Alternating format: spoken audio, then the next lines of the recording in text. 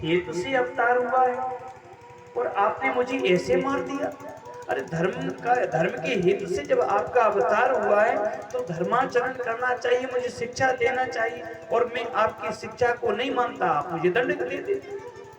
लेकिन आपने तो मुझे मौत के घाट उतार दिया, मुझे तो एक व्याधि की तरह मारने की उद्योग से आपने बाण छोड़ दिया और मैं मरणासन स्थिति में हो गया। और आप तो समदर्शी हैं, समदर्शी कहते हैं समदृष्टवा को, और मैं बैरी सुग्रीव प्यारा।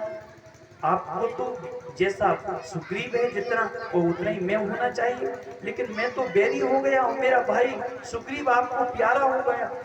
आप कारण तो बताओ, किस कारण से मुझे आपने मारा। राम जी कहने लगे, बाली अनुज बधु भगनी सुत नारी सुन सत कन्या समय चारी, इन्हीं कुदृष्टि बिलोक है जोई, ताय बधे कछु पाप न होई। छोटे भाई की पत्नी, बहन और पुत्र की स्त्री और कन्या, ये चारों कन्याएं, इन पर कोई कुदृष्टि से देखता है उसको मारने में कोई दोष नहीं होता। उसने कहा मारने में दोष नहीं होता, लेकिन शिक्षा देते, मेरी मति और बुद्धि को परिवर्तन करते। तो राम जी चुप रह गए और कहने लगे, फिर बात को पलट दिया, बोले नहीं ये बात नहीं है। तो बोले मूढ़ तो है अतिशय अभिमाना। अरे मूर्ख, तुझे बड़ा अभिमान है, जब तू लड़ने को आया तेरी पत्नी ने तुझे समझाया, तू माना नहीं। देखा ये कोई बात नहीं, मुझे अभिमान है तो कोई बात है।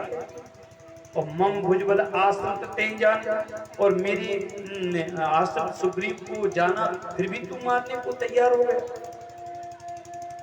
तब तो बाली ने सोचा कि मेरे पास समय कम है और इनसे मैं बातों में जीत नहीं सकता। तो हाथ जोड़ करके बाली कहने लगा, सुनो राम स्वामी सन चलन चातरी हो।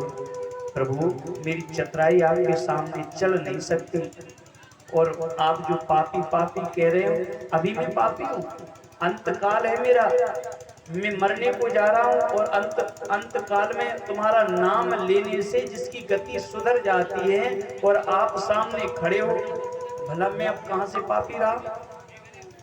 तो सुनत राम अति कोमल वाणी, उसकी मधुर वाणी को सुनकर के, दीनता की वाणी सुनकर के राम जी,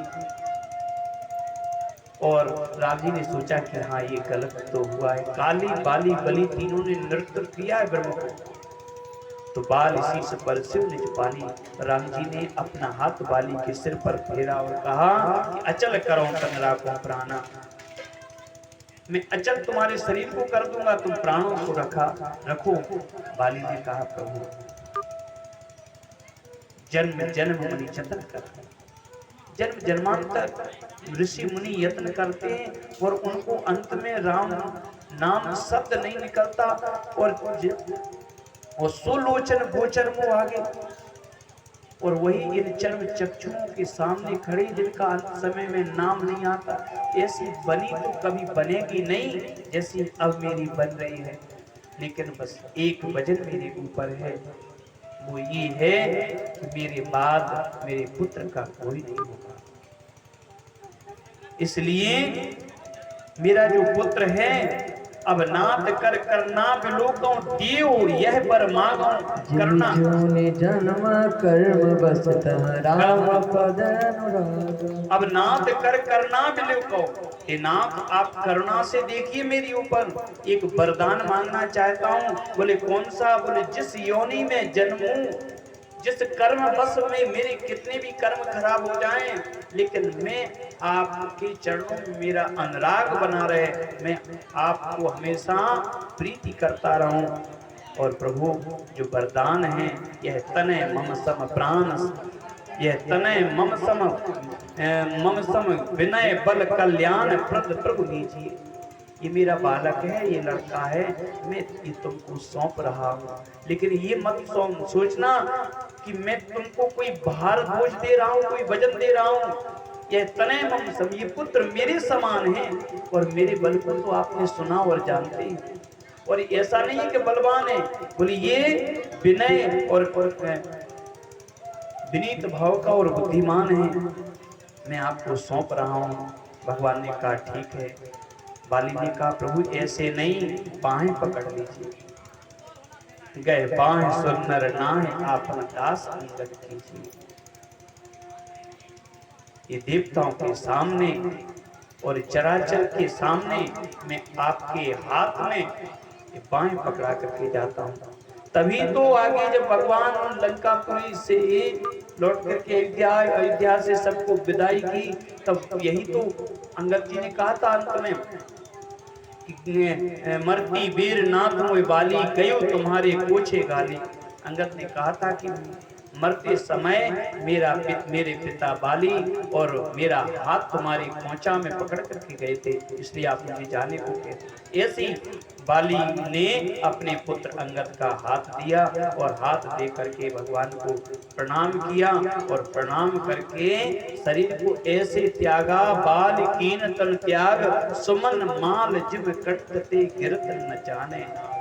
क्योंकि जन्मत मर्द दुसह दो कोई, जन्म लेते समय मृत्यु के समय असहनीय कष्ट होता है, लेकिन भगवान के सम्मुख होने के कारण भगवान की मुख छवि का दर्शन करते करते वह पीड़ा ऐसे चली गई और ऐसे शरीर छूटा जैसे हाथी के गले में फूलों की माला पहना दो तो हाथी को कोई पता नहीं कि कब ये फूलों की माला टूट करके गिर गई। इस तरह से शरीर को त्याग दिया।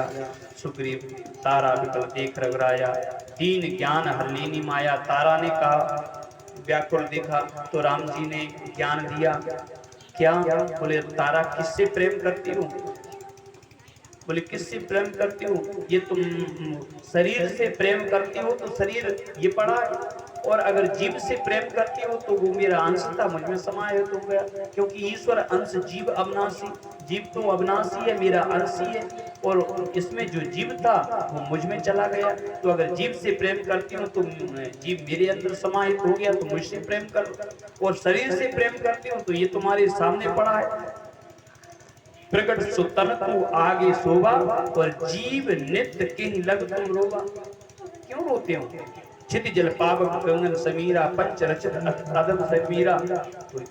ज्ञान उत्पन्न होगा, उपजा ज्ञान चरण तब लागे, लीन से परम गति पर मांगे। भक्ति का वर दिया राम जी ने तारा को।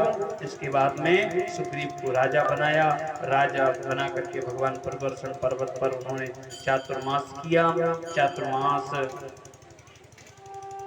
करने के पश्चात फिर राम जी ने और कहा कि इतने दिन हो गए, सुग्रीव और सुमूर विसारी, पावा राजकोष पुरनारी, जय सर ते मारा मैं बाली, जय सर हटो मूर्खों काली।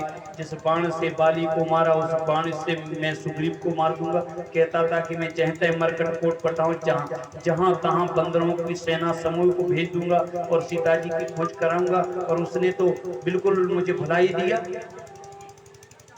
अब लक्ष्मण जी तो आदेश को मानते हैं। लक्ष्मण जी ने कहा ऐसी बात है तो कोई बात नहीं, मैं जाता हूं, अभी देखता हूं बाली को। और मूर्ख बाली क्या समझता है? धनुष चढ़ाए कहा तब चार करो।